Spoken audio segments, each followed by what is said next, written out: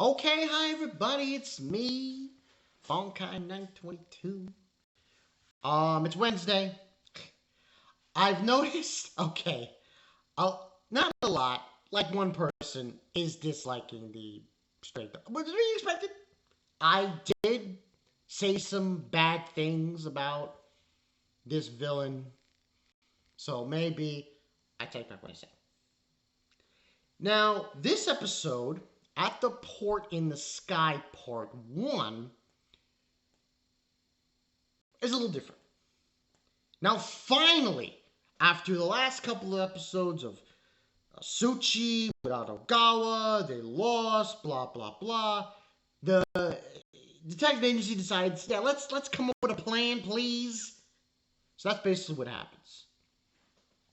What we actually find out in this episode is a lot more clear to what Fukuchi, I can't say the name for the life of me, I apologize, is actually planning.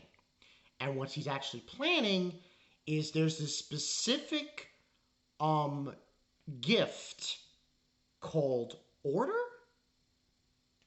One order or ordered. Basically, what it would do, what he would be able to do with this is command all the armies of the world and have them fight against the vampires. Basically, in the words, I'm going to use a reference here to Street Fighter and my Bison. World domination? Of course!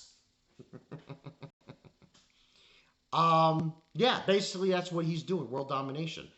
And he creates an army of mankind, basically. As he stated to those assembly people a couple of episodes ago. That's what was discussed with Rampo, the president, and everyone else. So, one thing about this villain that I'm going to say right now, and listen, people, don't dislike this video, please. He keeps trying to recruit the people in the hunting dogs to his cause. And every time he does this, they say, yeah, no. Every time. It's like, I think after this episode, Fukuchi should just stop. Okay? It's not going to work. Okay? They're just not going to do it. But as we progress, I'll explain. Now, most of the episode is featured with Detective Agency. This is just basically pre-planning, them planning to stop the transfer of this order for Fukuchi to steal.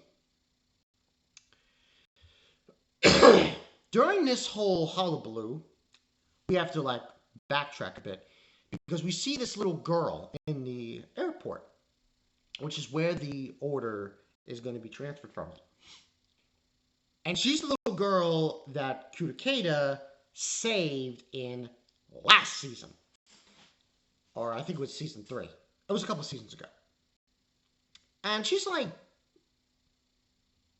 interrogated by Juno and doesn't really do anything. Now, this part has relevance later on. He kind of banters to her and what's his face? The guy with the sword. I forgot his name. I'll go find his name. My apologies.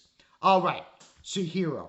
So Suhiro, he kind of banters him to say that that's not justice and all that jazz, and he stops. And of course, Mr. Fukuchi shows up, and he apologizes to her, and they go on their way. Now,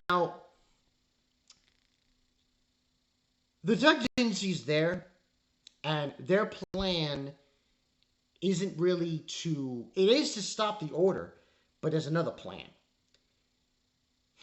Bram Stoker. That just name, I just can't get over that name. They just created a character named Bram Stoker. It's just so, it's like an author, you know. Anyway, moving on. Detective Agency basically says there's going to be one team going after to stop order, and the other one's going to go after Bram Stoker. Now, during this, Fukuchi decides to try to recruit Juno and tells him everything. Now, this isn't the first time. This is the second time this guy is trying to do this. And at this point, I'm just like, is this really necessary? No offense, dude. No offense. No offense. But because as we see in the episode, Juno doesn't accept. He attacks him with his sword. And I'm like, this is the second person that did this to Fukuchi and said no.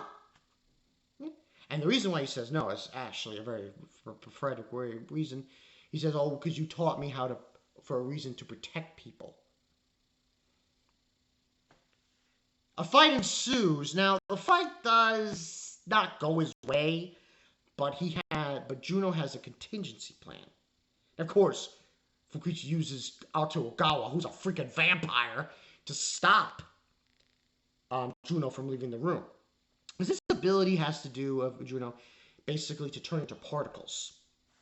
He's able to stop him and use fire to slash away at his particles.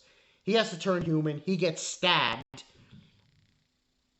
and turn into a vampire. But before that happens, someone is there. Remember the scene with the little girl? And it seemed like he was threatening her? No, he wasn't. He gave her a note. If you're a true believer of the detective agency, discreetly follow me. She hears the entire conversation that Fukuchi has with him, and she takes a picture of him, and the episode basically concludes. Now, the way it's marketed, it seems like she's able to get out of the way when Fukuchi comes into the other room, and it seems like she's hiding behind a wall, and she sees the door, but she knows if she goes through the door, he's gonna get her. And she also knows going into the closet's not going to work. From the way the episode panned out and the way things went about, I believe what she did is she went inside Bram Stoker's coffin. I think. I'm not 100% sure, but that's where the episode concludes. Now, I know I've been getting some dislikes, and people obviously didn't like what I said about this villain. I take back what I said, but I still need to insert this point. This is the second time he tried to recruit a hunting dog, and the second time they said no. No offense. But at this point, I think Fukuchi needs to stop. Not stop his plan, but stop recruiting the hunting dogs into his plan. It's not going to work. Really, the only person who could even consider his plan is what's-her-face in the hunting dogs. Where is she? Akura. Because she loves him. She's the only one. Because the other two, Juno and the other guy, they're not going to accept it. It's foolhardily. And really, when I think about this show and his plan, I'm like, is it really necessary? If you come out and you tell the plan to the hunting dogs, most of them are going to attack you. So you should leave them out of the plan. Have your vampires guard Bram Stoker's coffin. And that is really my only kink. And please, you don't like, comment if you're going to dislike on the video. Comment your reasoning, please. Thank you. But more or less, that's what happened in the episode. Overall, I thought this was an intriguing spin.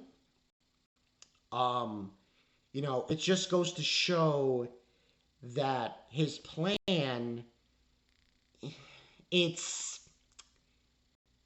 has some wrinkles in it.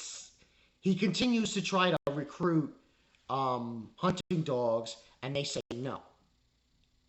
And he continues to try to kill them, which he's trying to do. He doesn't even kill. He doesn't even vampires. Like at this point, you don't stop.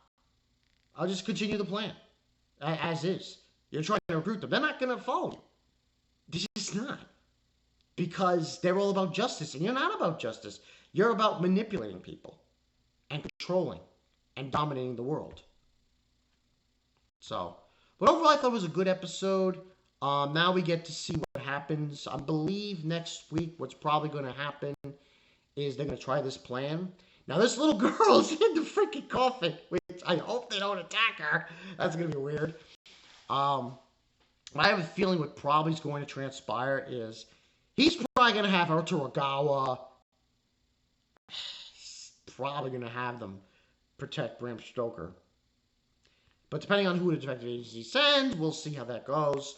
But, excuse me. Trying to get off that cough again. But overall, yeah. I thought it was a good episode. 10 out of 10. We'll see how this goes. I mean, we still got a long way. It was episode 5.